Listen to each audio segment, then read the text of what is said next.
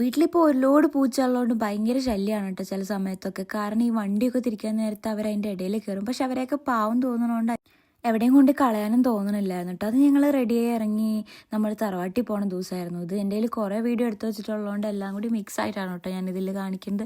അപ്പോൾ അച്ഛനും അമ്മയും എപ്പോഴും ചെടി കണ്ടു കഴിഞ്ഞാൽ അവിടെ ഇറങ്ങും. പിന്നെ രാത്രി നമ്മൾ ഉത്സവം കൂടാൻ പോയിട്ടുണ്ടായിരുന്നു പതിവ് പോലെ തന്നെ. അപ്പോൾ എനിക്ക് പറ നിറയ്ക്കാനായിട്ട് അച്ഛന് എൻ്റെ പേരിൽ വഴിപാടുള്ളതുകൊണ്ട് അത് ചെയ്യാൻ വേണ്ടിയിട്ട് പറയൊക്കെ നിറച്ച് പിന്നെ കുറേ നേരം നമ്മൾ അറിയുന്ന ആൾക്കാരെല്ലാം കണ്ട് സംസാരിച്ച് ഉത്സവമൊക്കെ കൂടി ആനയും മേളമൊക്കെ കണ്ട് കുറേ നേരം അവിടെ നിന്നിട്ടോ. പിന്നെ ഇത് നോക്കി നല്ല രസമില്ല. ഇത് ഞാൻ ഇതിനു മുമ്പ് ഇവിടെ അമ്പലത്തിൽ ഇത് കണ്ടിട്ടില്ല.